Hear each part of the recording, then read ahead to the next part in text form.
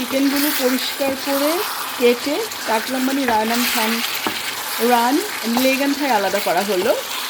আর করে তারপর ছোটো ছোটো পিস করলাম, সাইডের কিছু মাংস উঠিয়ে ভালো করে ধুয়ে সেটা পানি ঝরিয়ে রাখলাম। তারপর আমার ছেলে একটা দেখালো ব্রিটিশ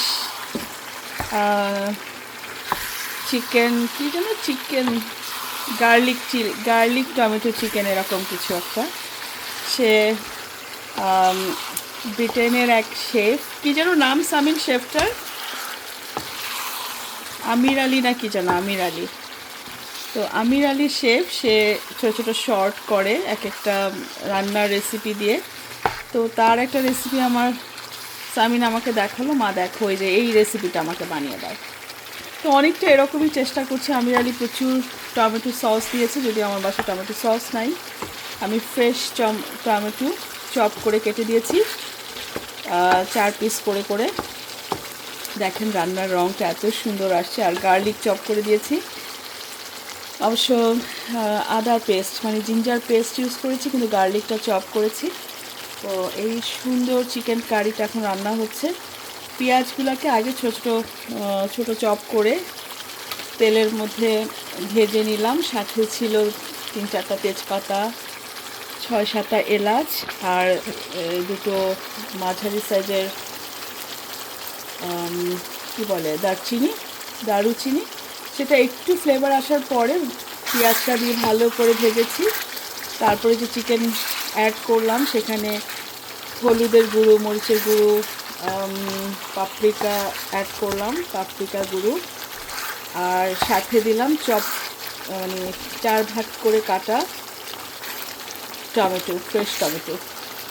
তো হয়ে যাচ্ছে আমার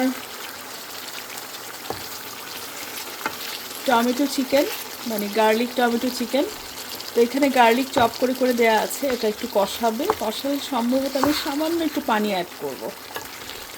তো অলমোস্ট হয়ে যাচ্ছে। আর হওয়ার আগে আগে আমি এখানে কাঁচামরিচ অ্যাড করব।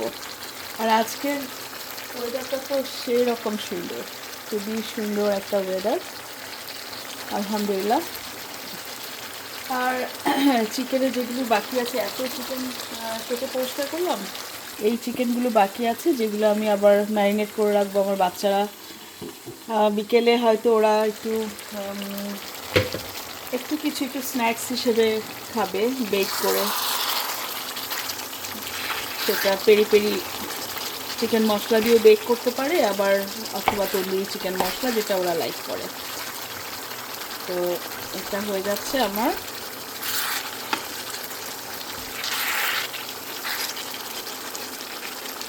Tomato chicken. সুন্দর একটা গন্ধ এসেছে না, মোমো করা গন্ধ। আজকে আমাদের এখানে বুধবার, তো এখন বাজে হচ্ছে 3টা 32। আমরা অবশ্য একটু পরে বাইরে যাব। আমার অ্যারিনা মামনি, ওর স্কুল ছুটি হবে 4টার সময়। ওকে স্কুল থেকে পিক করে আমি, হারুন আর সামিন, আমরা সবাই মিলে আমরা যাব ইনশাল্লাহ বাংলা বাজারের দিকে। কিছু গ্রোসারি বাকি আছে, ওগুলো কেনাকাটা করার জন্য। সামনে ঈদ চলে আসছে। আমার ছেলে আবার বলছে, মা প্রতিবেশীদের কিন্তু একটু সুইট বানিয়ে দিবে। তো আমার প্রতিবেশী বলতে যারা, তারা হচ্ছে পাঞ্জাবি শিখ আছে আর কেনেডিয়ান আছে। তো ওদেরকে কি সুইট দেওয়া যায় বলেন তো? তো আমি যেভাবে ইন্ডিয়ান স্টাইলে সুইট বানাই, আমাদের বাঙালি সুইট, সেগুলাই একটু বানিয়ে ওদেরকে আগে আগে দিয়ে দিব। সাথে হয়তো একটা পিৎজা বানিয়ে, ভেজিটেবল পিৎজা, যেটা সবাই খেতে পারবে, পিৎজা বানিয়ে আমরা অ্যাড করবো। কিন্তু কাঁচামরিচ দাও তো, সাইডে দৌড়ে আছে। পিৎজা বানিয়ে পিৎজা পিস করে কেটে দিব। ওটা হচ্ছে সাইড ডোর বলেছি, ওটা হচ্ছে। আর সাথে সুইট সাইড ডোর বলেছি না, আমি কেটে রেখেছি, দেখো, খুঁজে দেখো, মাঝখানে, no, middle of the tandoori.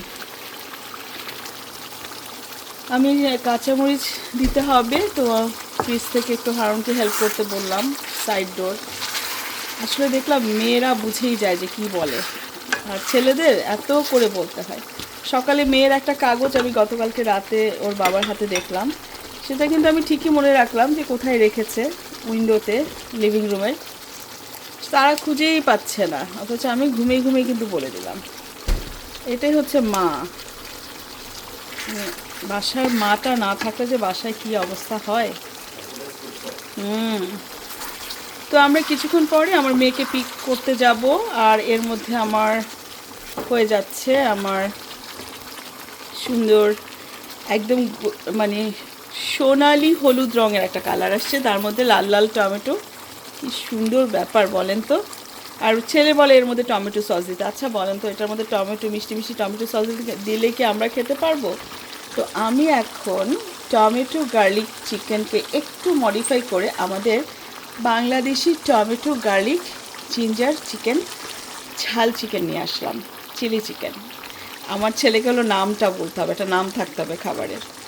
তো কেমন হলো আমার রান্না বলেন তো। আর 5 মিনিট জ্বালিয়ে নিব, আমি আর কোনো পানি অ্যাড করব না। এই হলো আমার চিকেন। তো আপাতত এই পর্যায়ে আমি রেখে দিচ্ছি। আল্লাহ হাফেজ। ভালো থাকবেন সবাই। আমার তো গলা বসে গেছে, ঠান্ডা লেগেছে, দোয়া করবেন আমার জন্য। আল্লাহ হাফেজ।